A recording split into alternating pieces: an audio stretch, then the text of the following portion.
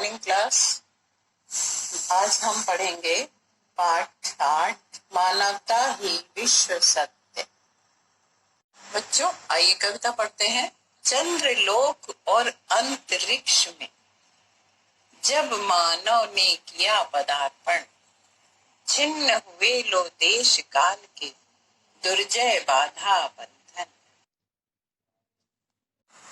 तो बच्चों इस कविता में मानव द्वारा जब मनुष्य अंतरिक्ष में पहुंचा और फिर चांद पे पहुंचा तो उसकी बात की गई है।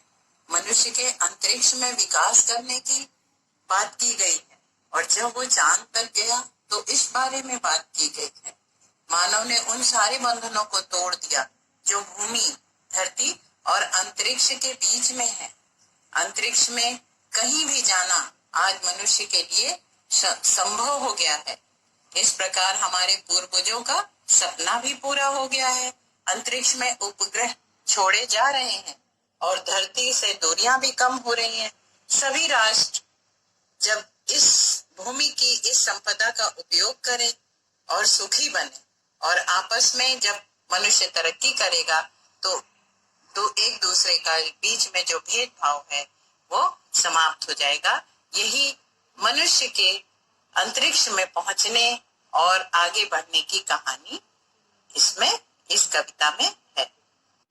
बच्चों कवि इसमें कह रहे हैं कि जब चंद्रलोक और अंतरिक्ष में मनुष्य ने पदार्पण किया, जब मनुष्य वहां तक पहुंचा तो छिन्न भिन्न हो गए, अर्थात टूट गए जो देश काल के बंधन थे, जो दुर्जय ऐसा प्रतीत होता था जिनको कभी कोई जीत नहीं सकता। वो सारे बंधन जो है प्राचीन काल से चले आ रहे थे। मनुष्य ने इतनी तरक्की की कि वो सारे बंधन जो हैं वो टूट गए, छिन्न भिन्न हो गए। फिर आगे है बच्चों कि दिग्विजयी मनुष्युत निश्चय, कितना महत्वपूर्ण ये क्षण, भेदभाव विरोध शांत कर निकट आए सब देशों के जन। अब उसमें कहा जा रहा है, कवि ने सुमित्रानंदन पंत जी ने कविता में कहा है कि दिग्विजयी, सभी दिशाओं में, दिग्विजयी मतलब सभी दिशाओं में विजय प्राप्त करने वाले मनुष्य मानव का पुत्र, निश्चय ही उसके लिए कितना महत्वपूर्ण ये क्षण था कि आपसी भेदभाव को शांत करके, जात पात को शांत करके, ऊंच नीच की भावना को शांत करके, काले गोरे के भेद को शांत करके सभी जन आपस में एक दूसरे के निकट आए। फिर इसके आगे बच्चों कवि कहते हैं कि युग युग का पौराणिक स्वप्न, पौराणिक मतलब पुराणों के काल से चला आ रहा, जो कभी मानव ने सोचा होगा, स्वप्न हुआ मानव का संभव, शुभ समारंभ ए नए चंद्र युग का भूको दे गौरव। अब कवि कहते हैं कि जो पहले से कभी पुराणों के काल से लोगों ने सोचा था, वो मनुष्य का जो सपना था, स्वप्न माने सपना था, वो मनुष्य का संभव हो गया, पूरा हो गया।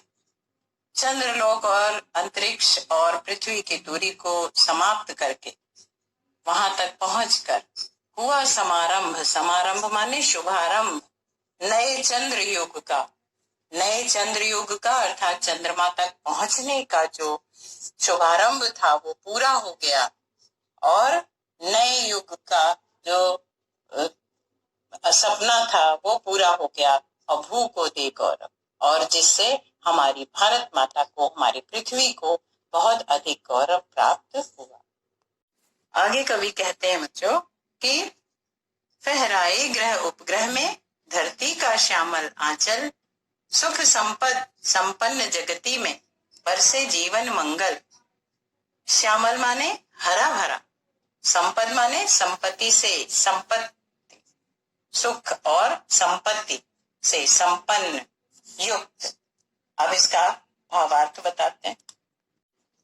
अब कवि इसमें कहते हैं कि मनुष्य ने पृथ्वी को गौरव प्रदान किया, सभी लोग गौरवान्वित हुए और लोगों ने ग्रह और उपग्रह में अपना झंडा फहराया, अर्थात वहां तक पहुंचे और धरती का श्यामल आंचल सुख संपदा से संपन्न हुआ इस संसार में, और चारों तरफ जो है सभी का जीवन मंगलमय हो गया।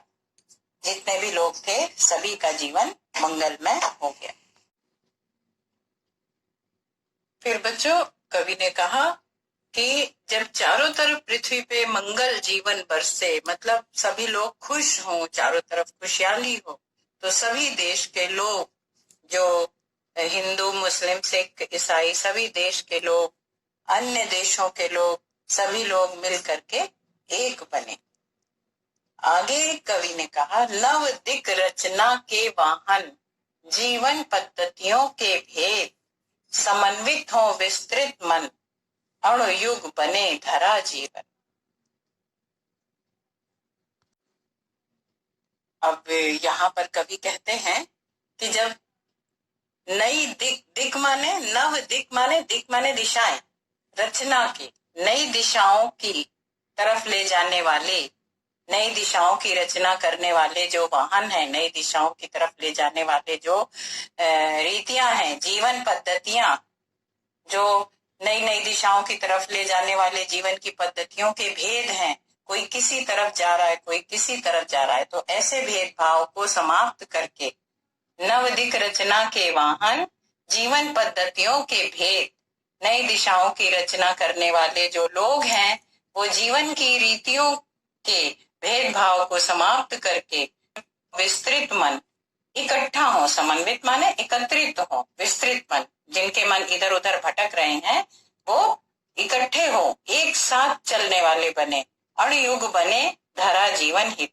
और ये जो अणुयुग है, पौराणिक युग है, अणु युग, अस्त्र शस्त्रों का युग और एटम बम का युग, ये सब जीवन के हित के लिए बने, ना कि किसी को नुकसान पहुंचाने वाला बने।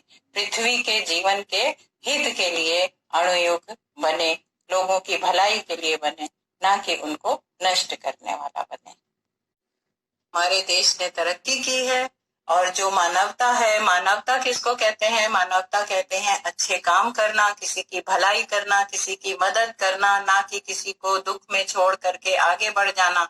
मानवता यही है, और यही विश्व को आगे बढ़ाने के लिए सत्य है कि भू पृथ्वी और पृथ्वी के सभी राष्ट्र अपना जब समर्पण करेंगे इस धरती के लिए, तभी ये सबके लिए उन्नति कारक होगा और सबके लिए हितकारक होगा। बच्चों, समझ में आता है तो इसको लाइक करिए, बार बार समझिए और इसका अर्थ और प्रश्न उत्तर करिए।